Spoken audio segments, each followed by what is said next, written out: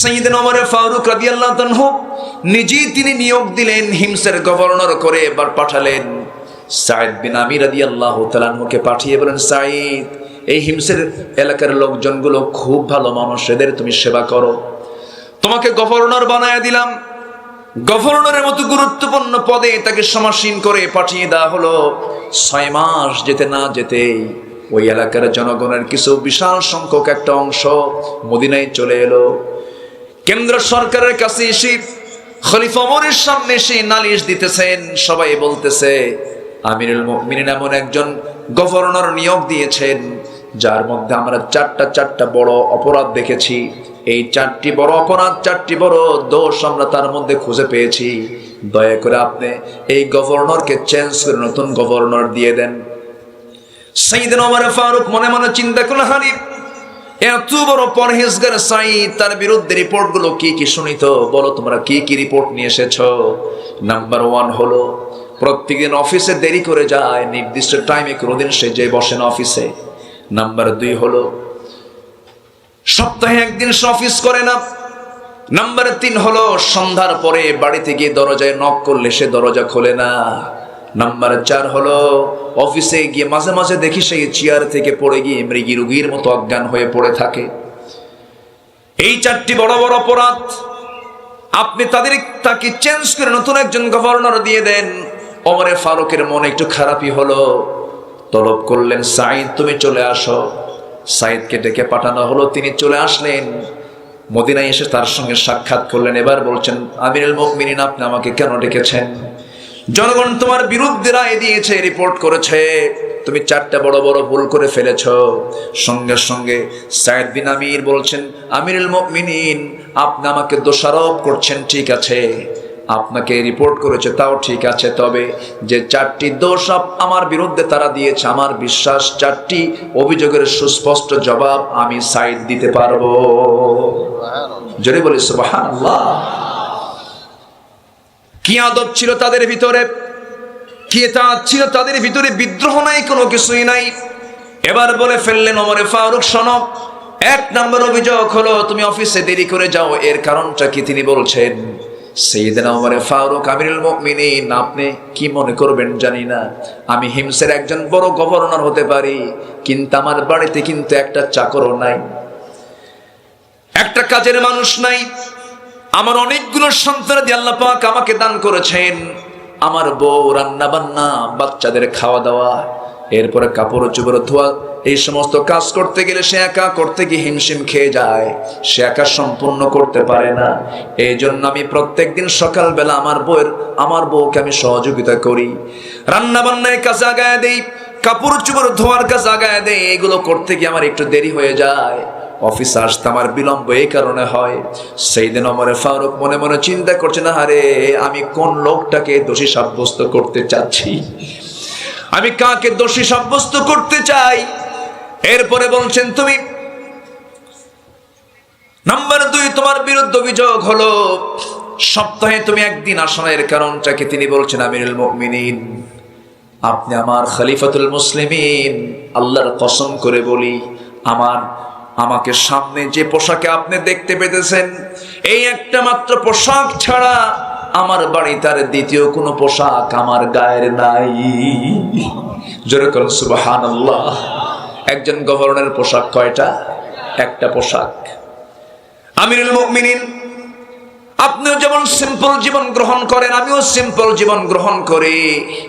আমার একটা কাপড়, এক কাপড়ে আমার সময় চলে যায় 6টা দিন, এই কাপড়টা বারবার ঘুরে ফিরে পরে শুক্রবার যখন সকাল বেলা হয়ে যায় আর কাপড়টা পরা যায় না। রাসূলুল্লাহর হাদিস, শুক্রবার তোমরা পরিচ্ছন্ন কাপড় পরে মসজিদে যাবে, শুক্রবার সকালবেলা ধুয়ে দেই, কাপড়টা ভেজা থাকে, কোনো মতে একটা চাদর দিয়ে আমার সতরটা ঠিকই কাপড়টা রোদ্রে শুকায় দেই, শুকায় যখন যায় সেই শুকনো কাপড়টা পরে মসজিদের দিকে চলে যায়। এই জন্য আমার একটা দিন অফিসে যাওয়া হয় না। ওমর ফারুকের চোখের কোনা বেয়ে বেয়ে টপ টপ করে পানি পড়ছে, আর মনে মনে ভাবছেন, আমি তাকে ডাকলাম কেন, আমি তাকে কেন ডাকলাম? এরপরে বলছেন, ওমর ও আমার সাঈদ, নাম্বার 3 অভিযোগ হলো জনগণ তোমার বিরুদ্ধে অভিযোগ দিয়েছে, তুমি নাকি সন্ধ্যার পরে তোমাকে ডাকলে তুমি দরজা খোলো না, এর কারণটা কি? সায়েদ বিন আমির বলছেন, আমিরুল মুমিনিন, আপনি আমাকে যে প্রশ্ন করেছেন, জনগণ আমাকে যে দোষটা দিয়েছে, সারাটা দিন জনগণকে সময় দেই, মাত্র মাগরিবের সময় বাড়িতে আসি। বাড়িতে আসার পরে বাচ্চাদের পারিবারিক শিক্ষা একটু দেওয়ার চেষ্টা করি, সন্তানগুলোকে একটু কোলে নিয়ে এদেরকে একটু শিক্ষা দেই, তারবিয়াত শিক্ষাগুলো দেই। এরপরে স্যার নামাজটা পড়ে একটু যৎকিঞ্চিত খাবার খেয়ে নেই। এরপরে ওই যে মুসাল্লায় দাঁড়াই, যায় নামাজে দাঁড়াই, ফজর পর্যন্ত গোটা রাত আমি আল্লাহকে একটু সময় দেওয়ার চেষ্টা করি। আমি এই জন্য জনগণকে সময় দিতে পারি না রাত্রে বেলা। সাইয়েদনা ওমর ফারুক মনে মনে চিন্তা করছে, না হারে আমি কেন প্রশ্ন করতেছি। এবার বলতেছে, ওরে ওরে সাইদ, নাম্বার 4 অভিযোগ হলো তুমি মাঝে মাঝে মৃগী রোগীর মতো অজ্ঞান হয়ে চেয়ার থেকে পড়ে থাকো, মাটিতে পাগল হয়ে যাও, এর কারণটা কি? এরকম করে অফিস চলে নাকি?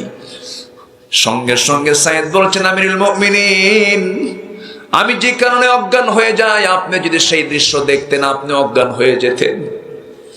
আমার ভাই আপনার সাথে একসঙ্গেই ছিল, আমি তখন কাফের ছিলাম।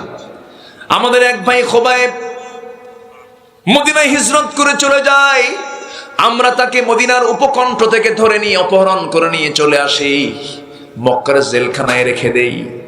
মারতে মারতে পিঠের চামড়া তুলে ফেলে দিলাম, ইসলাম ছাড়ে না। শেষ পর্যন্ত বললাম, খোবায়েবেরে ইসলাম ছাড়বি না, তোর খাবার বন্ধ করে দিলাম। খাবারটা বন্ধ হয়ে গেল। আমি তার দায়িত্বে ছিলাম, আমি তার টেক কেয়ার করেছি, আমি নিজের চোখে দেখেছি খোবায়েবকে খাবার বন্ধ করলে কি হবে। শেষ রাতের দিকে দেখতাম খোবায়েব আল্লাহর কালাম তেলাওয়াত করে, আর তার সামনে কে যেন জান্নাতের আঙ্গুরের ছড়া ঝুরাইয়া রাখে। একটা করে আঙ্গুরের ছড়া তিনি খান, আল্লাহর কালাম তেলাওয়াত করেন। শেষ পর্যন্ত খোবায়েব 2 মাস চলে গেল, খাবার বন্ধ। কিন্তু খোবায়েবের খাবার বন্ধ হলে হবে কি? আমি নিজের চোখে দেখেছি আল্লাহ তাআলা জান্নাত থেকে তাকে খাবারগুলো দিয়ে গেছে। 2 মাস পরে যখন সবার কাছে ওপেন হয়ে গেল খোবায়েবের, আল্লাহ তাকে খাবার দিয়ে দেয়। সবাই সিদ্ধান্ত হলো তাকে শুলে চড়ায় তাকে মেরে ফেলো। হত্যার অর্ডার হয়ে গেল। হত্যার অর্ডার যখন হয়ে গেল, হত্যার অর্ডার হওয়ার সঙ্গে সঙ্গে সাইয়েদ বিন আমির মুস্কি মুস্কি হাসি মারে। সবাই মিলে বলল, ও খোবায়েব রে, ওরে খোবায়েব, মৃত্যুর অর্ডার হয়ে যাচ্ছে, তোমার অন্তিম ইচ্ছাটা কি বলো? সঙ্গে সঙ্গে খোবায়েব বলছেন, তোমরা আমাকে দুনিয়া থেকে বিদায় করবে, এতে আমার কোনো দুঃখ নাই। অন্তিম ইচ্ছাটা পূরণ করতে যদি আমার চাও, তোমরা পরিবারের সঙ্গে দেখা করার কোনো সাক্ষাতের দরকার নাই। কোন দুনিয়ার কোন ব্যক্তির সঙ্গে আমি সাক্ষাৎ করতে চাই না। অল্প একটু সময় যদি তোমরা আমাকে দিয়ে দাও, মৃত্যুর পূর্বে ওযু বানাবো, ওযুর পানি দিবা, আর নামাজে 2 রাকাত একটু আল্লাহর কাছে চেয়ে নেব।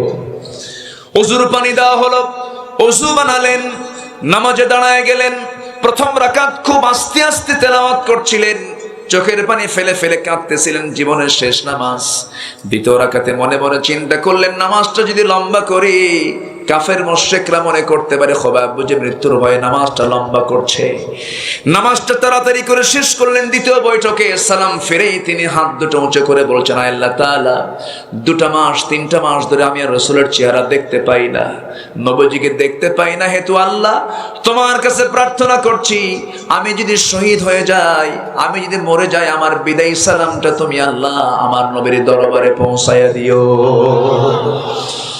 আমিরুল মুমিনিন খোবায়েব এমন করে দোয়া করলো। দোয়া করার পর আমরা খোবায়েবকে ধরলাম না। খোবায়েব নিজেই মোনাজাত শেষ করে দাঁড়ায় গিয়ে বলছে, তোমরা শুলে চড়ায় মারবে কোন জায়গায়, প্লেসটা কোথায়, অমুক জায়গায়। সে একা একা দৌড়ে দৌড়ে যে আমরা তাকে ধরলাম না, সে দৌড়ে দৌড়ে যাচ্ছে। সবাই মিলে বললাম, খোবায়েব রে, দৌড়া দৌড়া, তুমি মরার জন্য যাও, তোমার কি মৃত্যুর ভয় হয় না? খোবায়েব বলছে, আমি দৌড়া দৌড়ে শুলের দিকে যাচ্ছি না, ফাঁসির মঞ্চের দিকে যাচ্ছি না, আমি যাচ্ছি আল্লাহর দেখানো 8টা জান্নাতের দিকে। যেরকম সুবহানাল্লাহ। দৌড়ে দৌড়ে চলে গেলেন। যাওয়ার পরে 2জন মিলে 2 হাত দড়িতে বেঁধে ফেললো, 2 পা বেঁধে ফেললো। সামনে একজন দাঁড়িয়ে বলছে, খোবায়েব রে, এই জায়গায় তোকে না বসায়া দিয়ে যদি মুহাম্মদকে চড়ায়া দিতাম কতই না ভালো হতো। এমন খেপে গেলেন, মুখের মধ্যে কয়েক মিনিট ধরে থুতুগুলো জমায়া জমায়া নিয়া ওই ব্যক্তির মুখ বরাবর থুতু নিক্ষেপ করে বলছেন, আল্লাহর কসম, আমার চোখের সামনে আমার নবীর একটা পশম ছিড়বে যে আমি তাকে হালে ছেড়ে দেব না। জোরে করে আল্লাহু। আমার ভাইয়েরা, সাইদ বিন আমির বলছেন, আমিরুল মুমিনিন, এত মেজাজ তার দেখলাম, এত সাহসী মেজাজ। সেই সময় আমার কুফরি হালতের কারণে আমি ঈমান আনি নাই। হঠাৎ করে একজন কাফের এসে তার ডান হাত বরাবর মেরে দিল, ডান হাতটা ছিটকে পড়ে গেল। কিন্তু খোবাইব মুস্কি মুস্কি হাসি মারে। বাম হাতে যখন আঘাত করা হলো, চিৎকার মেরে মেরে হাসে। সবাই মিলে বললাম, খোবাইব রে, আমরা তোমার অঙ্গহানি করে দিচ্ছি। কেন? কারণটা কি? খোবাইব বলছেন, তোমার আমার একটা করে অঙ্গ কেটে ফেলে দিচ্ছ, আর আমার আল্লাহ জান্নাতের সুন্দরী হুরগুলো আমাকে একটা একটা করে দেখায় দেখায় দিতেছে। জোরে বলে সুবহানাল্লাহ, আরো জোরে সুবহানাল্লাহ। এরপরে খোবাইব কি করা হলো?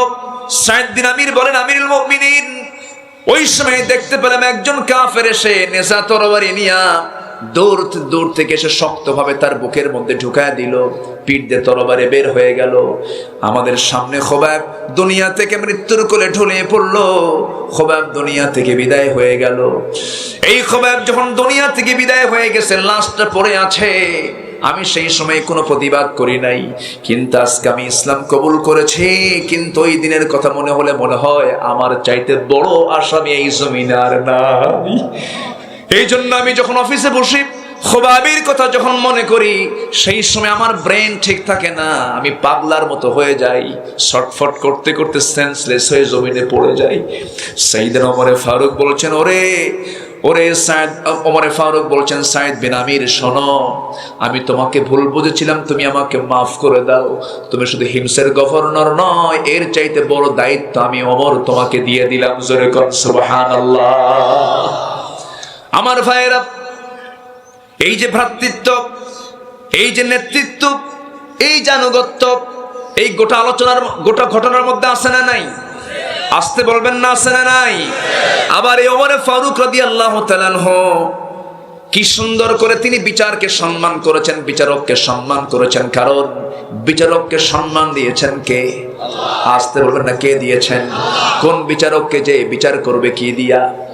আসতে বলবেন না, কি দিয়া? সাবাতু ইযিল্লুহুমুল্লাহু ফি যিল্লিহি ইয়াউমুল লা যিল্লান ইল্লা যিল্লুহু, ইমামুন আদিলুন, রাজুলুন শাবুন নাশায়া ফি ইবাদাতিল্লাহ, রাজুলুন কলবুহু মুআল্লাকুন বিল মাসাজিদ। আল্লাহ তাআলা 7 শ্রেণীকে আরশের ছায়ার নিচে স্থান দিয়ে দিবেন। এর মধ্যে এক নাম্বার হলো যে ন্যায় বিচারক। জোরে বলে সুবহানাল্লাহ। আজকে কি ন্যায় বিচারক বেশি না অন্যায় বিচারক বেশি? ন্যায় বিচারক না জালিম বিচারক? ন্যায় বিচারক না জালিম বিচারক? সাইয়েদনা ওমর ফারুক রাদিয়াল্লাহু তাআলা আমলে কি শাসন আমল ছিল! আল্লাহু আকবার, আল্লাহু আকবার বলেন। তিনি ঘোড়া কিনেছেন। কি কিনেছেন? ঘোড়া। আমি কি শেষ করে দেব আলোচনা? হ্যাঁ, আলোচনা চালাবো? জোরে বলি ইনশাআল্লাহ। যদি আপনি টাইম দেন আমি আসি। কোন আপত্তি? কোন সমস্যা? কোন অসুবিধা? কোন ঘুম? মিছা কথা। ঘুম আছে না নাই? ক্যামেরাম্যান সবাই ঠিক আছেন? বলি আলহামদুলিল্লাহ। ঘুম আসতেছে, দেখেন, দেখছেন? আলোচনা চালাবো? দেখেন কতগুলো ক্যামেরা আমার দিকে চেয়ে আছে। হুজুর একটা ভুল কইলেই কিন্তু খবর আছে। মানে সব ক্যামেরা এটাগুলো বলে দিচ্ছে। ক্যামেরা কয় না, এই যে যারা ইউটিউবার পিছনে থাকে এরাই বলে যে হুজুর একটা ভুল করুক। এরকম কিছু ইউটিউবার আছে না নাই বলেন তো? যেটা ভুল হবে সেটা কি রাখা উচিত না ওটা কেটে ফেলা উচিত? ওরা ওটার আগে ভালো করে রাখে, থুয়েতে বলে দেখেন হুজুরের কাণ্ড দেখুন। আছে না নাই বলেন তো? না, তবে এখানে যারা আসছে এরা সব আল্লাহওয়ালা, একদম হাসান বসরি রহমতুল্লাহ আলাইহি। খুব ভালো। আল্লাহ তুমি কবুল করো। জোরে বলি আলহামদুলিল্লাহ। জি, আলোচনা চালাবো? আলোচনা চলো। জি, জোরে বলি ইনশাআল্লাহ। এলাকার নাম কি? বদর। বলেন কি? বদর। বদর কি অপবিত্র নাম না পবিত্র নাম? ইসলামের প্রথম যুদ্ধের নাম কি? বলেন বলেন বলেন। বদর। বলি আলহামদুলিল্লাহ। খুব সুন্দর নাম আপনারা পেয়েছেন। এটার প্রেরণা, এটা একটা উৎসাহ। বদর, আলহামদুলিল্লাহ। সম্মানিত ভাইরা, সাইয়েদনা ওমর ফারুক একটা ঘোড়া কিনেছেন। কি কিনেছেন? ঘোড়া। ঘোড়াওয়ালাকে বললেন দাম কত? এত নাও।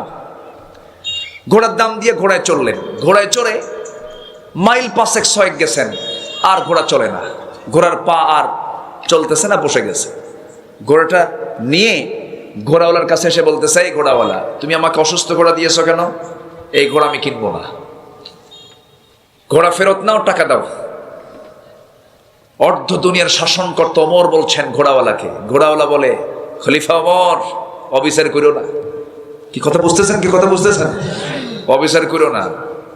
আমি যখন তোমাকে ঘোড়া দিয়েছি তখন কি তুমি সুস্থ পেয়েছো না অসুস্থ পেয়েছো? কি সুস্থ ঘোড়া? তো সুস্থ ঘোড়া নিয়ে তুমি আমাকে অসুস্থ ঘোড়া দিবা, আবার টাকা ফেরত নিবা? এটা আমি মানি না। ওমর ফারুক বলেন, তাহলে সঠিক বিচার করার জন্য তাহলে বিচারকের কাছে যাই, চলো। বিচারকের দরবারে যাওয়া হলো।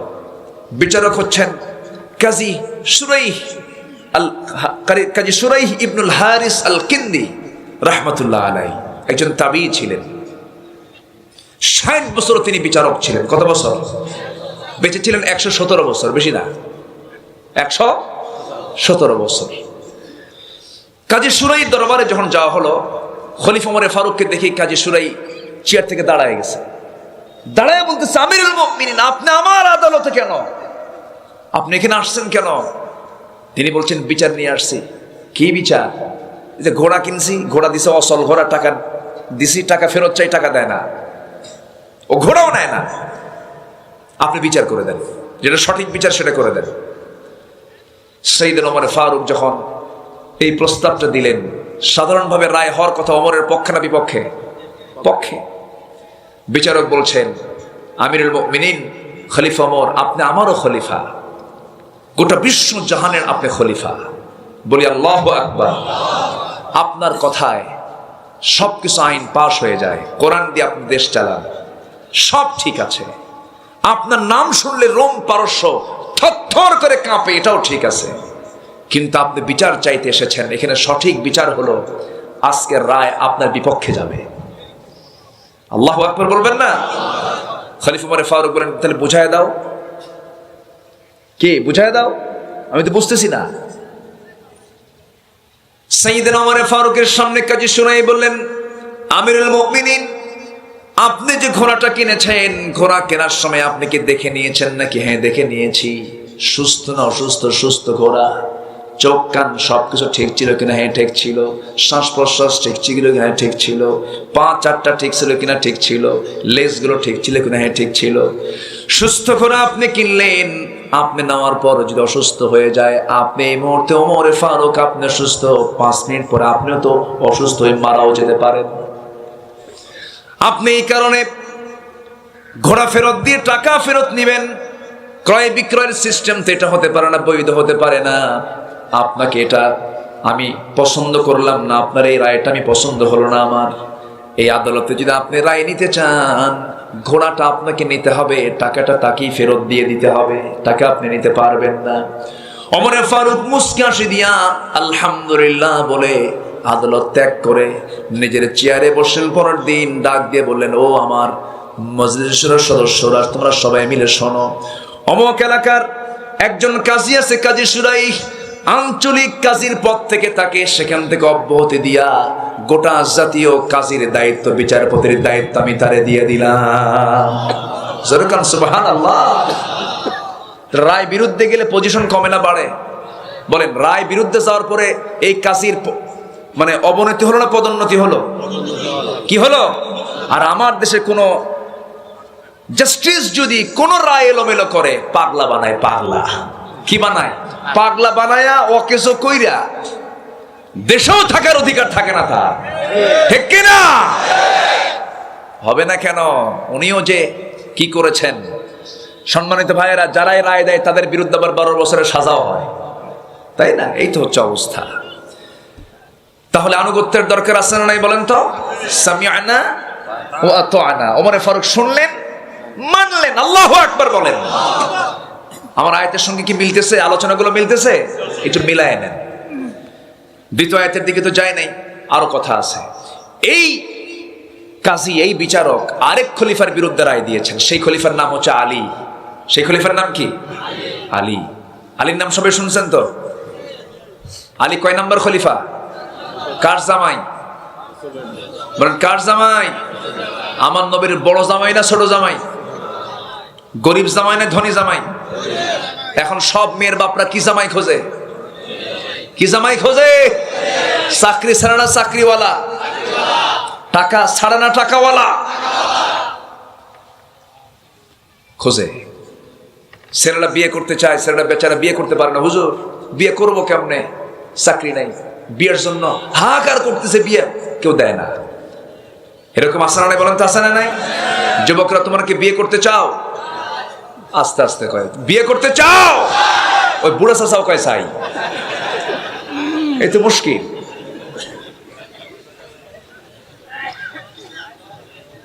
বিয়ে করা কার হুকুম? আসতে বলুন না, বিয়ে করা কার হুকুম? যারা কোরআন পড়েছেন ফানকিহু মা তাবা লাকুম মিনান নিসা মাসনা ওয়া সুলাসা ওয়া রুবা। আল্লাহু আকবার বলেন। বিয়ে করো, কার কথা? আবার তালাকের সূরা আছে না নাই? বিয়ে করো, যদি পছন্দ না হয়, সমস্যা হয়, সবচেয়ে নিকৃষ্ট মানের কাজ হচ্ছে তালাক। পৃথিবীতে সবচেয়ে জঘন্য হালাল হলো কি? তালাক। হালাল কিন্তু জঘন্য। সম্মানিত ভাইয়েরা, যুবকরা, আজকে যুবকরা বিয়ে করতে পারে না, বিয়েটা কঠিন হয়ে গেছে, জেনাটা সহজ হয়ে গেছে। এই জন্য, ঠিক কিনা বলেন? জেনা সহজ না বিয়ে সহজ? আজকে জেনাটা সহজ হয়ে গেছে, বিয়েটা কঠিন, বিয়ে করতে চায় না। আবার মেয়ের বাপরাও খোঁজে যে ছেলে কি করে, ছেলে কি চাকরি করে, সরকারি। কি সরকারি তো বেতন কম, দেওয়া যায়, তবে উপরিয়া কামাই আছে তো, উপরিয়া কামাই, বোঝেন নাই? এক্সট্রা এক্সট্রা কামাই আছে নাকি?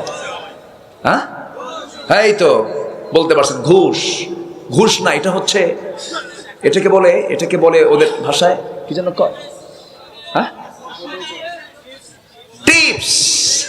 এই তো, আমরা তো কিছু পেয়েই থাকি। কি বলে জানেন? আমরা কিছু পেয়েই থাকি।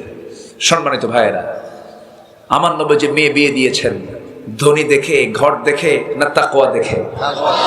ধনী ঘর না তাকওয়া? ধনী ঘর চেহারা না তাকওয়া? তাকওয়া দেখে।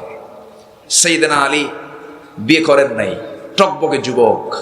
ফাতিমাকে বিয়ে দিবেন রাসূল, সুন্দর সুন্দর এবং অনেক উপযুক্ত সাহাবীরা, ধনী সাহাবীরা রাসূলের কাছে এসে অফার দিচ্ছেন, ইয়া রাসূলুল্লাহ, আপনার মেয়েকে আমরা বিয়ে করতে চাই।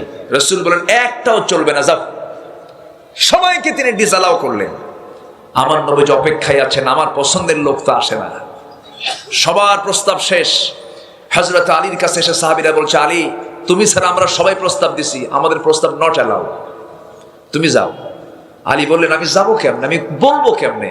তার মেয়েটা কত দামি, তো বিয়েটা করে এনে ঘরে তুলবো, সে ঘরে তো আমার নাই।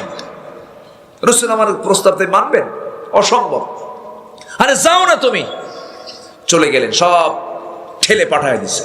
নবীর সামনে গিয়ে আসতে বসে আসছেন। রাসূল বলেন, আলী, তুমি কিছু বলবা? হুজুর কি যে বলবো নিজেও জানি না।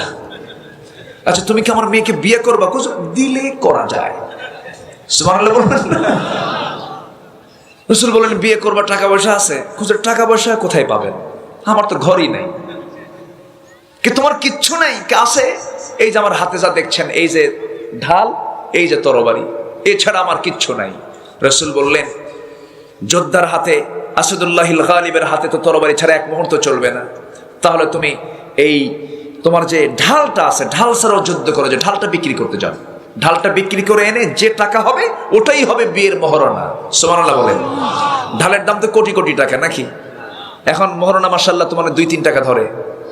হ্যাঁ, মেয়ের বাপরা কিন্তু ডাকাত কিছু আছে না নাই? মেয়েকে বিয়ে দিতে নিয়ে মহরণা ধরে 20 লাখ, 30 লাখ, 40 লাখ, 50 লাখ, আছে না নাই বলেন তো? লক্ষণ কি জানেন? যদি সংসার না হয় টাকা আদায় করবো। ধান্দাবাজ, কি বাস বলেন? ঠিক না, এটা উচিত না। এটা যা পারবে তাই দেবে, ঠিক কি না? যা পারবে তাই দিবে। কোরআন শিক্ষার বিনিময়ে মহরণা হয়েছে, আছে না নাই? লোহার আংটির বিনিময়ে, সামান্য টাকার বিনিময়ে মহরণা হয়ে গেছে। আল্লাহু আকবার বলেন। আমার নবীজি বলেন, যাও। সাইয়েদনা আলী চলে গেছেন বাজারে। সকালবেলা, ভোর সাজবেলা, সকালবেলা ঢাল নিয়ে দাঁড়ায় আছেন বাজারে। কাস্টমার সামনে হাজির হয়ে গেছেন সাইয়েদনা ওসমান রাদিয়াল্লাহু তাআলা আনহু। তিনি বলছেন, আলী সকালবেলা ঢাল নিয়ে আসছো বাজারে, কি করবা? বিক্রি করব। একজন যোদ্ধার হাতে ঢাল থাকবে না, এটা কি হয় নাকি? ঢাল কেন বিক্রি করবা? কাজ আছে। কি কাজ? বিয়া ঠিক। কি ঠিক? বিয়া ঠিক হয়ে গেছে কার সাথে? আপনার শালীর সাথে। সুবহানাল্লাহ বলবেন না? ওসমান রাদিয়াল্লাহু আনহু দারুণ খুশি হয়ে গেলেন। খুশি হয়ে বলছেন, এই যে তোমাকে দিরহাম দিলাম, ঢালটা আমি কিনে নিলাম। কয়েক হাত যেতে না যেতে পিছন থেকে বলছেন ওসমান রাদিয়াল্লাহু তাআলা আনহু, ওরে আলী, তোমার হাতে কি ঢাল না থাকলে মানায় নাকি? যেহেতু তুমি আমার কিছুক্ষণ পর ভাইরা হয়ে যাবে, যাও, আমি তোমাকে ঢালটা গিফট করে দিলাম, উপহার স্বরূপ দিয়ে দিলাম। ঢাল নিলেন, ঢাল নিয়ে নবীর দরবারে হাজির হলেন। রাসূল বলছেন, আলী, বিক্রি মনে হয় নাই ঢাল। হুজুর, ঢাল বিক্রি করছি। হাতে কেন ঢাল? হুজুর, ঢাল আবার আমাকে গিফট করছে একজনকে, ওসমান। লোক আর পাওয়া নাই। সুবহানাল্লাহ বলবেন? লোক আর খুঁজে পাওয়া নাই। আমার বড় জামাই জিন্নুরাইন, দুটা মেয়ে আমি তাকে দিয়েছি। এক মেয়ে মরে যাওয়ার পর আরেকটা মেয়েকে আমি ওসমানের হাতে তুলে দিয়েছি। আমার ওসমানকে একটু বলবো, তুমি বলার সুযোগটাও দিলে না। আমার নবীজি মেয়েকে বিয়ে দিয়ে দিলেন। মেয়েকে বিয়ে দিয়ে আস্তে করে ফাতিমাকে ডাক দিয়ে বলছেন, ফাতিমা, আমার এমন একজন জামাই তোমার হাতে তুলে দিলাম, এমন একটা ছেলে তোমার হাতে তুলে দিলাম, এবং এমন একটা ছেলের হাতে তোমাকেও তুলে দিলাম। এই আসমানের নিচে জমিনের উপর আমার সবচাইতে পছন্দের মানুষ হচ্ছে আমার আলী। জোরে বলুন সুবহানাল্লাহ। আমার আলীকে তোমার হাতে তুলে দিলাম। ওই আমার ফাতিমা, আমি তোমাকে আজকে একটা নসিহত করছি। এই যে তুমি আজকে বাবার ঘর থেকে, বাবার দায়িত্ব থেকে মুক্ত হয়ে স্বামীর দায়িত্বে চলে যাচ্ছ, মৃত্যুর দিন পর্যন্ত স্বামীর বিরুদ্ধে একটা নালিশও যেন আমার কানে না আসে। সুবহানাল্লাহ বলবেন না? এই কথাগুলো কি বলার দরকার আছে না ভাই? সামাজিক কথাগুলো বলা দরকার। নবীজি পাঠায়া দিলেন, উপহার স্বরূপ একটা পিসদানি দিলেন, আটা পেশার যন্ত্র দিলেন। এরপরে আমার নবীজি পানির মশক দিলেন। এরপরে চামড়ার একটা চাদর দিলেন। পাঠায়া দিলেন মেয়ের বাড়িতে, জামাইয়ের বাড়িতে পাঠায়া দিলেন। মৃত্যুর দিন পর্যন্ত ফাতিমা কোনোদিন স্বামীর বিরুদ্ধে একটা কথাও বললেন না। একদিন আমার নবীর সামনে আসলেন।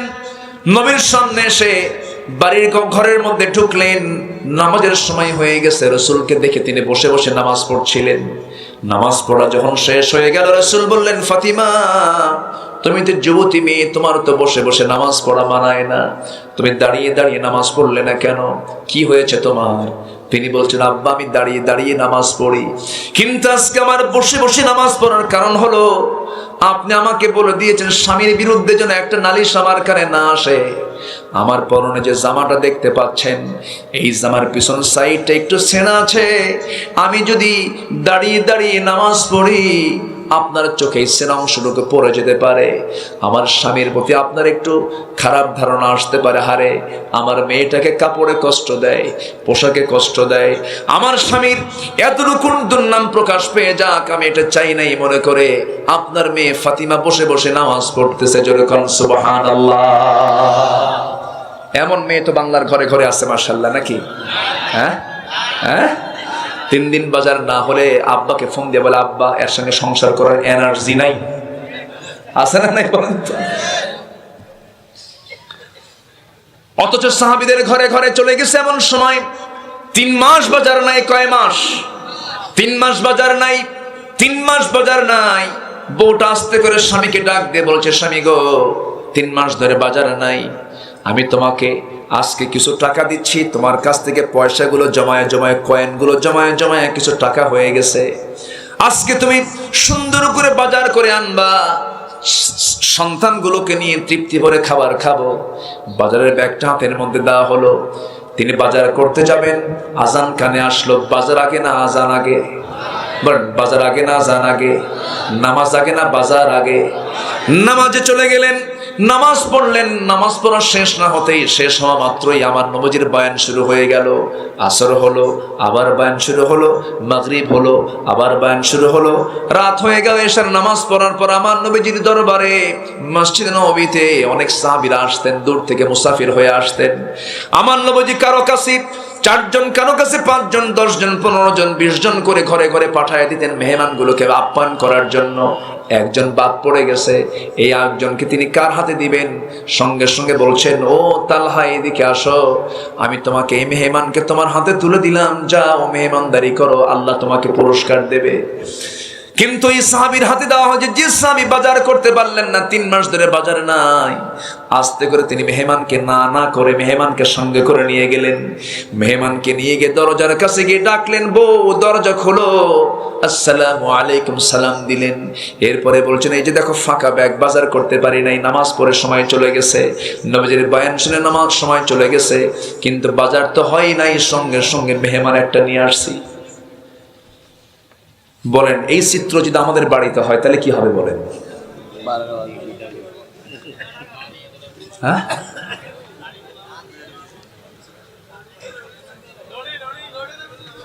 সংসার সুখের হয় কার গুণে? বলেন কার গুণে? কার গুণে? কার গুণে? রমণীর গুণে। তালহা রাদিয়াল্লাহু তাআলা আনহু বললেন, আমার স্ত্রী, আমি তোমাকে কষ্ট দিয়ে ফেললাম, বাজার করতে পারি নাই, মেহমানকে সাথে সঙ্গে করে নিয়ে আসছে। তিনি আলহামদুলিল্লাহ বললেন, শোনো আমার স্বামী, মেহমান যার ঘরে আসে তার ঘরের বরকতের শেষ নাই, চিন্তা করবেন না, কোনো চিন্তা করবেন না আমার স্বামী গো, মেহমানকে বসায় দেন, দেখি একটা ব্যবস্থা হবে। সুবহানাল্লাহ বলবেন না? আস্তে করে বলছেন, স্বামী ওই যে তুষের বস্তা, তুষ বোঝেন তো নাকি? তুষ যে চাল থেকে, যে বুঝতেছেন তো, তুষের যে বস্তা আছে, ওই বস্তাটা নিচে আপনি আমাকে নামায় দেন। নামায় দেওয়া হলো। নামায় দেওয়ার পরে তিনি বললেন, আমার স্বামী আপনি একটু বসেন, আমি চেষ্টা করছি। সেই তুষগুলো চালনা দিয়ে চালতে চালতে চালতে চালতে কিছু খুদ বের হয়ে গেল, জবের কিছু খুদ বের হলো। চাউলের যেমন অর্ধা চাল বের হয়, এরকম করে জবের কিছু খুদ বের হলো, কিছু ভাঙ্গা অংশ বের হলো। ওটাকে আস্তে করে সাইড করে নিয়া সুন্দর করে পিষে এটাকে খামির করে আটা বানায়া পানি দিয়ে ভিজায় নিয়া সুন্দর করে খামির করে মোটে 2টা রুটি প্রস্তুত হয়ে গেল। 2টা রুটি বানায়া নিয়া স্বামীকে ডাক দিয়ে বলছে, আমার স্বামী গো, এই 2টা রুটি মেহমানের সামনে দিয়া ওখানে বসবেন না, নচেত আপনার একটা রুটি আপনাকে খেতে হবে, মেহমানের পেটটা ভরবে না। 2টা রুটি মেহমানকে দিয়ে আপনি তাড়াহুড়ো করে ঘর থেকে বের হয়ে পড়বেন। আমরা লাইট বন্ধ করে বুঝাবো আমরা খাবার দাবার শেষ করে নিয়েছি। গোটা রাত ধরে তারা উপোস থেকে মেহমানকে যতটুকু পারলেন 2টা রুটি খাওয়া দিয়া আপ্যায়ন করলেন। ফজর যখন হয়ে গেল, মেহমানকে সঙ্গে করে নিয়ে মসজিদের দিকে চলে গেলেন। আমার নবীজি নামাজ শেষ করার পর সব সাহাবী ফিরে বাড়ির দিকে চলে যায়। আমার নবীজি কাউকে না ডেকে বলছেন, তালহা এই দিকে আসো। তালহা থরথর করে কাঁপতে কাঁপতে নবীর কাছে গিয়ে বলছে, ইয়া রাসূলুল্লাহ, আপনার দেওয়া মেহমানের আমি আপ্যায়ন করতে পারি নাই, মনে হয় আপনার কাছে ব্যাড রিপোর্ট চলে এসেছে, আপনি আমাকে মাফ করে দিয়েন। রাসূল বলছেন, তালহা রে, তুমি গত রাত্রে কি করেছো জানি না, তোমার বউ গত রাত্রে কি খেদমত করেছে জানি না, গত রাত্রে যে মেহমানকে আপ্যায়ন করেছো, গোটা জীবনের শ্রেষ্ঠ আমল তোমাদের কালকে হয়ে গেছে। জোরে কোন সুবহানাল্লাহ, আর জোরে বলুন সুবহানাল্লাহ। এগুলো আমাদের পারিবারিক জীবনে এই সমস্ত বিষয়গুলো বোঝার দরকার আছে না নাই? আসতে বলবেন না, আছে না নাই? এই কথাগুলো বলছিলাম আলীর নাম আসা মাত্র এইদিকে চলে গিয়েছিলাম। আলী রাদিয়াল্লাহু তাআলা কয় নাম্বার খলিফা বলেন? আসতে বলবেন না, কয় নাম্বার খলিফা? 4 নাম্বার খলিফা সাইয়েদনা আলী। দেখেন নেতৃত্ব কাকে বলে, আনুগত্য কাকে বলে। এত বড় একজন শাসক, এত বড় একজন দামি মানুষ, এই লোকটার বিরুদ্ধেও একটা রিপোর্ট আসলো। তিনি এক যুদ্ধের ময়দান থেকে ফিরে আসার পথে তিনি বর্ম হারায় ফেললেন। যুদ্ধের বর্ম যখন হারায় ফেললেন, বর্ম খুঁজে পাচ্ছেন না, লোহার বর্ম তিনি খুঁজে পাচ্ছেন না। এই বর্ম কে নিল? হঠাৎ করে একদিন দেখতে পেলেন এক ইহুদির হাতে তার বর্মটা, চিহ্নিত বর্ম, ওনার যেটা প্রমাণও আছে। ইহুদিকে ডাক দিয়ে বলছেন, ইহুদি এই বর্মটা আমার বর্ম, তোমার হাতে কেমনে আসলো? ইহুদি কয়, এটা আমার বর্ম কেন? এটা আমার বর্ম না, এটা আমার বর্ম। দুজন দারুণ তর্ক বিতর্ক শুরু হয়ে গেছে, কিন্তু সত্যি এটা আলীর বর্ম। ইহুদি বলে, চলো আমরা আদালতে যাই। আদালতে যাওয়া হলো। আদালতের বিচারপতির নাম কি বলেন? শুরাইহ ইবনুল হারিস আল কিন্দি রাহমাতুল্লাহ আলাইহি, তিনি আদালতের চেয়ারে বসে আছেন। আলী যখন তার সামনে চলে গেলেন, সঙ্গে সঙ্গে আদালতের চেয়ার থেকে দাঁড়ায়া সালাম দিয়ে বলছেন, আমিরুল মুমিনিন, আপনি আদালতে কেন হাজির হয়েছেন? কি হয়েছে? আপনার কি প্রবলেম? সঙ্গে সঙ্গে তিনি বলছেন, এই ইহুদিটা আমার বর্ম চুরি করেছে, এই বর্মটা আমার, সে আমাকে দিতে চাচ্ছে না। এবার তিনি বলছেন, আমিরুল মুমিনিন, এই কথার উপরে তো আপনার পক্ষে রায় যাবে না, সাক্ষী আছে নাকি? আদালত সাক্ষী চায় না? আদালত তো সাক্ষী ছাড়া কিছুই বলবে না, কিছুই করতে পারবে না। এবার আলী বলছেন, হ্যাঁ আমার সাক্ষী আছে। কে? আমার দুটা ছেলে আছে। ছেলের সাক্ষী বাবার জন্য হবে না, বাবার সাক্ষী ছেলের জন্য হবে না, বাবার জন্য ছেলে হবে না, ছেলের জন্য বাবা হবে না, এমন সাক্ষী ইসলাম এলাও করবে না, আদালত এলাও করবে না। এবার সাইয়েদনা আলী খেপে গিয়ে রেগে গিয়ে বলছেন, ও কাজী শুরাই, তুমি কি ভুলে গেছো সেই হাদিসের কথা? আমার ছেলে তো সাধারণ কোনো ছেলে নয়, আমার ছেলের ব্যাপারে রাসূল বলেছেন, সাইয়্যিদুশ শাবাবি আহলিল জান্নাহ, আমার সন্তান আমার হুসাইন হলো সমস্ত জান্নাতের যুবকদের সর্দার। সেই হুসাইনকে, তার সাক্ষ্যকে আপনি এলাও করছেন না, এটা কেমন কথা? এবার কাজী শুরাই বলছেন, নবীজির হাদিসটি ঠিকই তিনি বলেছেন, কিন্তু আদালত তো সাক্ষী ছাড়া, প্রমাণ ছাড়া কোনো রায় দিতে পারবে না। এবার আলী বলছেন, আমার তার বিকল্প কোনো সাক্ষী নাই। সঙ্গে সঙ্গে তিনি বললেন, আমারও কিছু করার নাই, বর্ম ইহুদির হাতেই থেকে যাবে। আরো জোরে আল্লাহু আকবার। সামিআনা সামিআনা ওয়া আতা'না। সঙ্গে সঙ্গে কি হলো? সাইয়েদনা আলী কোনো কথা বললেন না, আস্তে করে দরবার ছেড়ে আদালত ছেড়ে আস্তে আস্তে করে চলে যাচ্ছেন, মুস্কি হাসি মেরে মেরে। কারণ আইন সবার জন্য, আস্তে কবে না, আইন সবার জন্য সমান। চলে যাচ্ছেন, কোনো কথাই বললেন না। ইহুদি মনে মনে চিন্তা করে, হারে, ইসলাম যে এত সুন্দর তা আমি আগে বুঝি নাই। যেরকম সুবহানাল্লাহ, ইসলাম যে এত সুন্দর তা তো আমি আগে বুঝি নাই। পিছন থেকে ডাক দিচ্ছ, ও আলী, ও আলী, বুঝতে পারি নাই, বুঝতে পারি নাই রে, তোদের ইসলাম যে এত সুন্দর, এই যে তোমার ঢালটা তুমি নিয়ে নাও, আমাকে পড়ায় দাও। আশহাদু আল্লা ইলাহা ইল্লাল্লাহু ওয়াহদাহু লা শারীকা লাহু ওয়া আশহাদু আন্না মুহাম্মাদান আবদুহু ওয়া রাসূলুহু।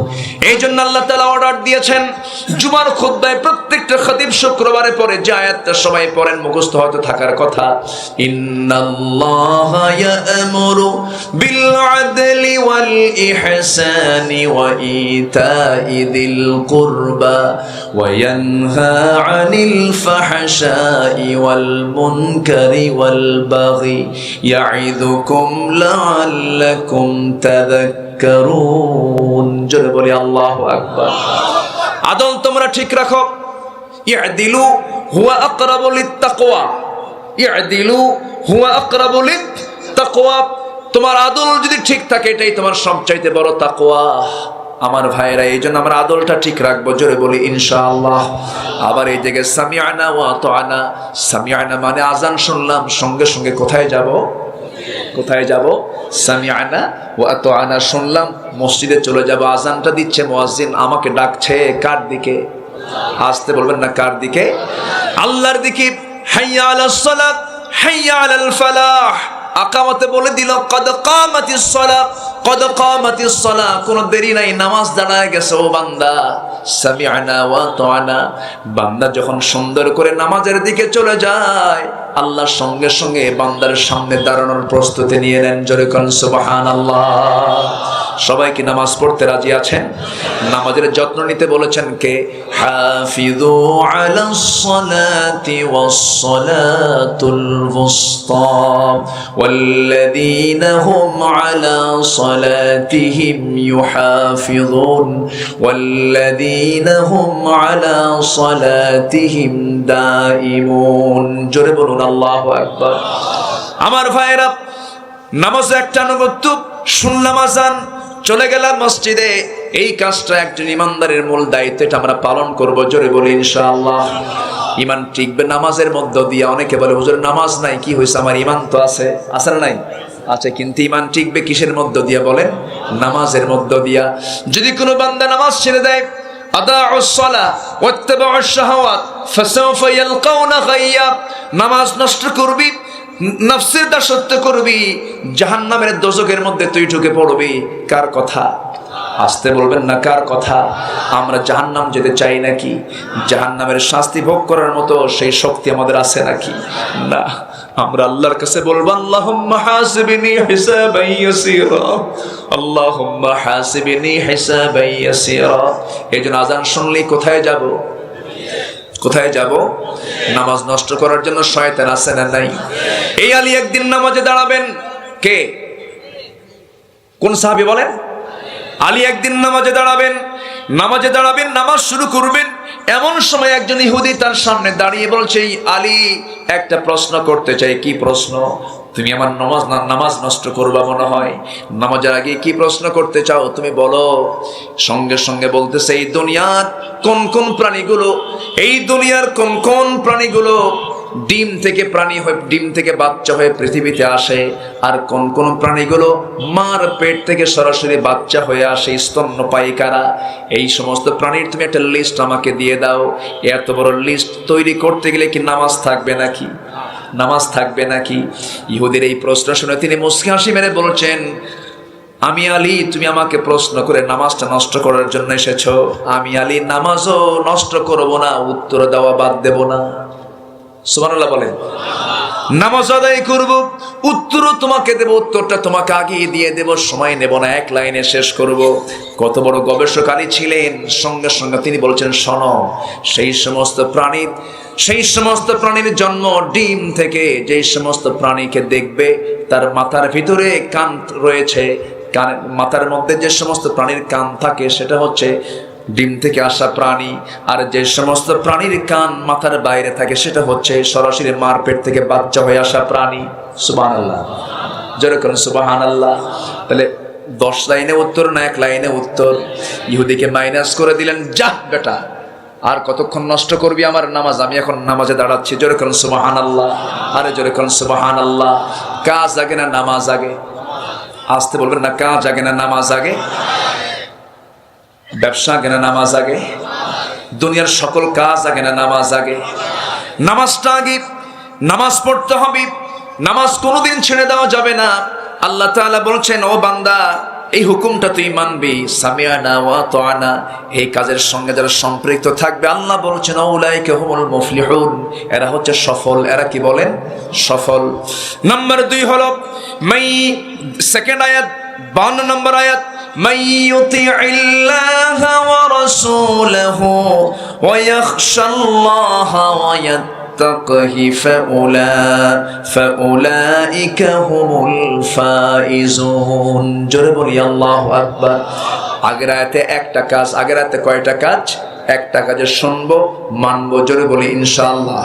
কোন যুক্তি তর্ক করা যাইবে না, করা যাবে না।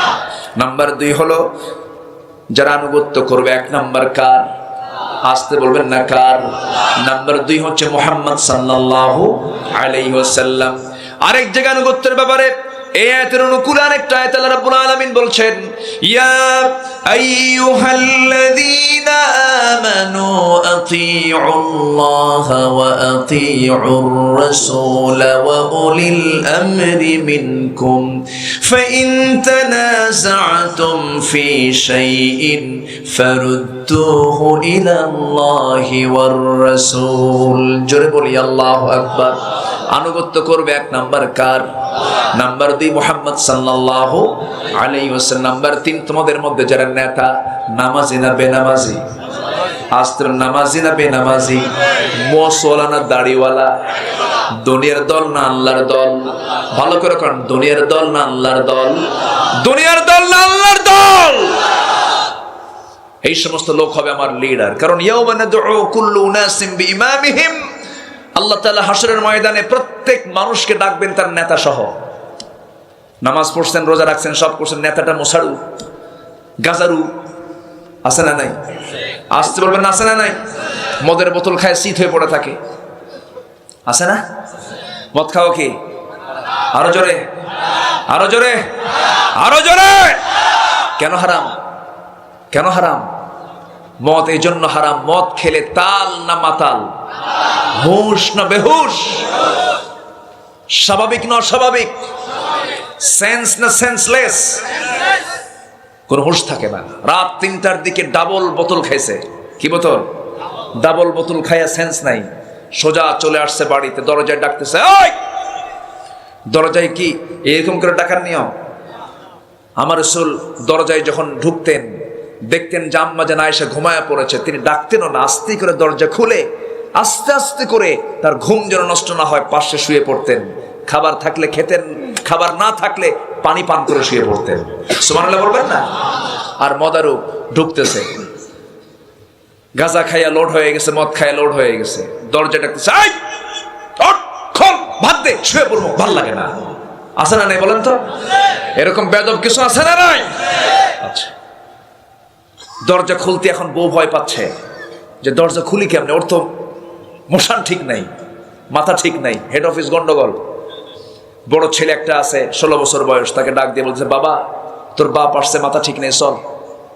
সাথে একখান ছেলেটা নিয়ে দরজার সামনেই দরজা খুলছে, খোলা মাত্রই চোখ এরকম বড় কইরা বউকে ডাকতেছে, আম্মা আসসালামু আলাইকুম। যেরকম নাউজুবিল্লাহ, যেরকম নাউজুবিল্লাহ। ঘুম থেকে উঠেই বলতেছে, হায় রে আমার পোড়া কপাল রে। ঘুম থেকে উঠেই স্বামীর মুখে মায়ের ডাক। বেকুব যুবক ছেলে পাশে দাঁড়ানো, তুমি আমার মা বলে ডাকো, একটু হুঁশ নাই তোমার? ছেলের দিকে তাকায় চোখ রাঙ্গায় বলে, দুলাভাই আসসালামু আলাইকুম। কি কথা কি বুঝতেছেন আপনারা? তাহলে মাদকাসক্ত হয়ে মানুষ কি চরিত্র সুন্দর নিয়ে থাকতে পারে? চরিত্র সুন্দর নিয়ে থাকতে পারে? মদ আছে যেখানে, জেনা আছে সেখানে, জেনা আছে যেখানে, খুন আছে সেখানে। এগুলো ওয়াজ করে বন্ধ হবে না, এগুলো আইন দিয়ে বন্ধ করতে হবে। মুসলমান সবাইকে রাজি আছেন? শুরু করেছিলাম কি দিয়ে, মনে আছে আপনাদের? মনে আছে? শুধু আলো দিয়ে, আলো দিলে হবে না, আলোর সঙ্গে একটা লাঠির দরকার। লাঠির দরকার আছে না নাই? ও জাআল্লি মিন লাদুনকা সুলতানান নাসিরা। আসেন দোয়া করি, 12টা বাজে। আজকে মাহফিলের সময় এত তাড়াতাড়ি গেল কেমনে বুঝলাম না। আমি কারো চালাবো? ওনারা কতক্ষণ থাকিবেন? হয়নি আমার বাংলা, আপনাদের ভাষা হয়নি, পারি না। ফজলুল্লাহ, হ্যাঁ আর ফজলুল্লাহ থাকুম। হ্যাঁ জি, বলি আলহামদুলিল্লাহ। শোনেন, আপনাদের ভাষা বুঝি না তা না, সব ভাষা না বুঝলেও গালিখানা বুঝি। গালি দিলে কিন্তু টের পাই। খুব ভালো, বলি আলহামদুলিল্লাহ। আপনাদের স্থানীয় গানগুলো শুনি, এই যে নির্বাচনের গানগুলো হচ্ছে না এখন, কি সুন্দর করে স্থানীয় ভাষায়। আসলে স্থানীয় মায়ের ভাষার মজাটাই আলাদা। বলি আলহামদুলিল্লাহ, জোরে বলি আলহামদুলিল্লাহ। নিজের এলাকার ভাষা ছাড়বেন না, কখনো কখনো ছাড়বেন না। বুঝাবেন না যে আমি এলাকার মানুষ না, এলাকার ভাষায় কথা বলাও একটা ক্রেডিট। আলহামদুলিল্লাহ বলেন, মায়ের ভাষা বলি আলহামদুলিল্লাহ। হ্যাঁ, আঞ্চলিক ভাষা, এটা ভালো। আপনি মনের মতো, মনের কথা বলতে গেলে কার ভাষা দরকার? মায়ের ভাষা দরকার। বলি আলহামদুলিল্লাহ। মায়ের ভাষায় মায়া আছে। মায়ের ভাষা কি আছে? মায়া আছে। পৃথিবীর অন্য কোনো ভাষা দিয়ে আপনি এই মায়া পাবেন না। অনেক কথা হয়ে গেল, কিন্তু একটু শেষ করে দিই, আয়াতটা শেষ করি নাকি, একটু ফিনিশিং দেই। সবাই থাকবেন না আপনারা? আসেন, সময় দিবেন, আমাকে সময় দিবেন। 5 ওয়াক্ত নামাজ পড়বেন কার? একটু হাত তুলে দেখেন তো। 5 ওয়াক্ত নামাজ। জোরে বলি আল্লাহ, ইয়া রহমান, ইয়া রহিম, ইয়া হাইয়ু, ইয়া কাইয়ুম। আমাদেরকে 5 ওয়াক্ত সালাত আদায় করার তৌফিক তুমি আল্লাহ দিয়ে দাও। জোরে বলি আমিন, আরো জোরে আমিন। নামাজ পড়লাম কিন্তু খাবারে ভেজাল দিলাম, তাহলে কি নামাজ কবুল হবে? খাবারে ভেজাল দেওয়া দোকানদার আছে না নাই? মিষ্টির মধ্যে ভেজাল দেয়, আছে? ছানা না দিয়ে আটা দেয়, হ্যাঁ, ছানা না দিয়ে আটা দেয়, এমন মিষ্টির দোকানদার আছে না নাই? ও ভাবে যে আমি দিলাম ভেজাল, আমি তো মুক্ত। বেকারির মালিক মনে করে পচা ডিম দিয়ে দিলাম। কি ডিম দিলাম? পচা ডিম, আমারে ধরবে কে? ফল বিক্রেতা মনে করে দিলাম ফরমালিন, কেমিক্যাল দিলাম, আমারে ধরবে কে? মাছ বিক্রেতা মনে করে দিলাম মাছের মধ্যে ফরমালিন, আমাকে ধরবে কে? কিন্তু সব খাবারে সবার প্রয়োজন আছে না নাই? মিষ্টি বিক্রেতা মিষ্টি বিক্রি করে বাড়িতে যাওয়ার সময় বিস্কুট নেয় না? আর বিস্কুট নেয় না? নেয় না? আচ্ছা, ফল নেয় না? মাছ নেয় না? ওর বাড়িতে কি ঠিক গেল না ভেজাল গেল? কি গেল বলেন? ভেজাল গেল। আচ্ছা, বেকারির মালিক যখন বাড়িতে ফেরে মিষ্টি নেয় না? নেয় না মিষ্টি? মাছ নেয় না? ফল নেয় না?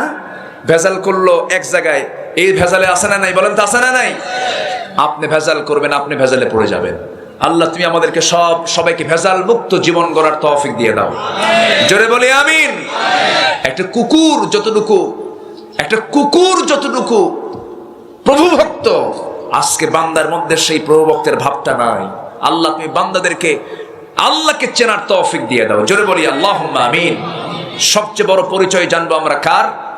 আসতে বলবেন না, কার? আল্লাহ। কুকুর পেশাব করে মাটিতে না দেওয়ালে? কই পেশাব করে? মাটিতে না দেওয়ালে? দেওয়ালে। আচ্ছা, ভিক্ষুক যখন ভিক্ষা চায় তখন কুত্তা কি করে? ঘেউ ঘেউ করে না? ঘেউ ঘেউ করে। রাতে যখন কেউ আসে, মানুষ ঘুমিয়ে থাকে, যদি কেউ আসে তখন কি করে? চিৎকার করে? কুকুর কেন দেওয়ালে পেশাব করে? এটার জবাব হচ্ছে, কুকুর এই জন্য পেশাব করে দেওয়ালে, জমিনে করে না, কারণ এই জমিনে আল্লাহ যদি এখানে সেজদা দেয়, সুবহানাল্লাহ, যেরকম সুবহানাল্লাহ, সেজদা দেয়। নাম্বার 2, ভিক্ষুকের কাছে যে ঘেঘ হয় এই জন্য করে, তুই মানুষের কাছে চাস করে, আল্লাহর কাছে চা। আল্লাহু আকবার বলেন। নাম্বার 3 হলো, রাতে ঘেউ ঘেউ করে কেন? এর কারণ হলো মানুষ গাফলত, অলসতায় নিদ্রামগ্ন মানুষ, তখন সেই সময় যারা, ওই সমস্ত সময় যারা নিদ্রায় থাকে, অলসতায় থাকে, কুকুর ঘেউ ঘেউ করে বুঝায় দেয়, ও দুনিয়ার মানুষরা, তোমরা এখানে ঘুমের মধ্যে আসো কেন? এই শেষ রাতে তুমি আল্লাহর জিকিরে দাঁড়িয়ে যাও, নামাজ পড়ো, আমার মতো আল্লাহর জিকির করো, জোরে করো সুবহানাল্লাহ। কুকুর কি ঘেউ ঘেউ করে না জিকির করে? কি করে? জিকির করে। কুকুরের মধ্যে আমরা কিছু ভালো গুণও দেখতে পাই, বলি আলহামদুলিল্লাহ, জোরে বলি আলহামদুলিল্লাহ। কুকুর, যদিও কুকুরের মধ্যে কিছু খারাপ দিক আছে, যেরকম খারাপ দিক হচ্ছে সহজাতি বিদ্বেষী। কুকুর নিজে খেতে বসলে অন্য কুকুর যদি ওই জায়গায় খেতে আসে, তখন কেউ খেতে দেয়? আস্তে খেতে দেয়? কি করে? ঘেউ ঘেউ করে ওকে তাড়ায় দেয়। মাঝখান থেকে শকুন খাক, আপত্তি নাই, মাঝখান থেকে অন্য জাত এসে খাক, তাও আপত্তি নাই, কিন্তু কুত্তা আরেক কুত্তারে খেতে দেয়? কি আমার কথা কি বুঝতেছেন আপনারা? এই অভ্যাস তো মানুষের মধ্যে নাই। হ্যাঁ, এটা কি ভালো দিক না খারাপ দিক? খারাপ দিক। আমিও খাবো, অন্যকেও খাওয়াবো, জোরে বলি ইনশাআল্লাহ। ক্বালা তুতি'মুত তুআম ওয়া তুকরিউস সালাম আলা মান আরাফতা ওয়া মান লাম তা'রিফ, জোরে বলি আল্লাহু আকবার। আচ্ছা, কুকুরের মধ্যে 10টা ভালো গুণ আছে। 1 নম্বর গুণ হচ্ছে, কুকুর রাতে ঘুমায় কম। কুকুর রাতে কি ঘুমায় কম? আমরা ঘুমাবো কম, জোরে বলি ইনশাআল্লাহ। ইবাদত করব বেশি, আল্লাহ কবুল করুন, জোরে বলি আমিন। নাম্বার 2 হচ্ছে, না খেয়ে মালিকের দরজায় পড়ে থাকে। এটা কি ধৈর্যশীলতা নয়? ধৈর্যশীলতা নয়? তাহলে এর মধ্যে গুণ আছে না নাই? আছে। কুকুরের কোনো বাড়ি ঘর নাই, পূর্ণ তাওয়াক্কুল কার উপরে আছে? ওর কোনো টেনশন আছে? ও যেখানে রাত সেখানে কি কাজ। নাম্বার 4 হলো, একটু জায়গা পেলেই বিনা দ্বিধায় শুয়ে যায়। এটা একজন বিনয়ী মানুষের পরিচয় হওয়া উচিত, বলি আলহামদুলিল্লাহ। আচ্ছা, বিশ্রাম স্থল থেকে তাড়িয়ে দিলে সে অন্যত্র গিয়ে বসে, তাও গন্ডগোল করে না, ফিতনা ফাসাদ করে না, আস্তে করে যারা আরেক জায়গায় বসে, মানে ও দুনিয়ার মানুষ, তোমরা আপোষ করো, গন্ডগোল করো না, আল্লাহু আকবার। আচ্ছা, মালিকের খাদ্যদ্রব্য সামনে দেখেও দূরে বসে থাকে, কোনো বল প্রয়োগ করে না, এটা মিসকিন বান্দার আলামত, বলি আলহামদুলিল্লাহ। আছে বল প্রয়োগ করে, জোরাজোরি করে না কিন্তু। নাম্বার 7 হলো, মৃত্যুর সময় যে কোনো সম্পদ রেখে যায় না, যা আল্লাহর উপর আস্থাশীলতার একটা অভ্যাস, বলি আলহামদুলিল্লাহ। মৃত্যুর সময় কিছু রেখে যায় না। মারপিট করলেও মালিককে ছেড়ে যায় না, আছে না? পিটায় মারে, এরপরও ছাড়ে না, যেটা আল্লাহর উপরে আস্থাশীলদের অভ্যাস। আল্লাহ আমাকে যতই কিছু করুক না কেন, আমি আল্লাহকে ছাড়বো? যদি বিপদে পড়ে আমি আল্লাহকে ছাড়বো না। তাহলে কুকুরের মধ্যে ভালো ভালো দিক আছে না নাই? খারাপ ব্যবহার করে তাড়িয়ে দেওয়ার পরও পুনরায় ডাকলে তাকে সাথে চলে আসে, রাগ নাই, ক্রোধ নাই, মারছেন আবার ডাকলে সে চলে আসতেছে। কোন মালিকের বাড়িতে একবার ছেড়ে গেলে আর সহজে ফিরে আসে না, এটা কিন্তু আছে। একবার যদি মালিকের বাড়ি ছাড়ে ওই বাড়িতে আর যায় আর কিন্তু যায় না। এটা হচ্ছে আত্মসম্মান বোধ, পার্সোনালিটি, ব্যক্তিত্ব আমাদের ভিতরে থাকার দরকার আছে না নাই? আছে। তাহলে কুকুরের খারাপ গুণ দেখবো না ভালো গুণ দেখবো আমরা? আল্লাহ তুমি প্রকৃতি থেকে এই সমস্ত প্রাণী থেকেও আমাদেরকে শিক্ষা নেওয়ার তৌফিক দিয়ে দাও। জোরে বলি আমিন। অনেক মন চাচ্ছিল বাকি আলোচনার আনুগত্যের উপরে আরো কিছু কথা ছিল। আমি আজকে যতটুকু বলেছি বলি আলহামদুলিল্লাহ। জোরে বলি আলহামদুলিল্লাহ। অনেক রাত হয়েছে, এই রাতে কথা বলা খুব কঠিন। মাগরিবের সময় কথা বলা খুব সহজ। গত বছর মাগরিবের সময় কথা বলেছে, দেখেন না কত সুন্দর হয়ে গেছে। আর এত গভীর রাত্রিতে মানুষ 1 নাম্বার 2 নাম্বার নিম্ন চাপ ঊর্ধ্ব চাপ দুনিয়ার চাপে থাকে মানুষ, তাই না? জি বলি আলহামদুলিল্লাহ। সবাই আমার জন্য দোয়া করবেন, সবাই দোয়া করবেন, আমিও দোয়া করি সবার জন্য। আল্লাহ তুমি সবার নেক নিয়তকে তুমি আল্লাহ কবুল করো, এই মাহফিলকে তুমি আল্লাহ কবুল করো। আলোর পথে 24 24 ঘন্টা শুধু ইসলাম প্রচার।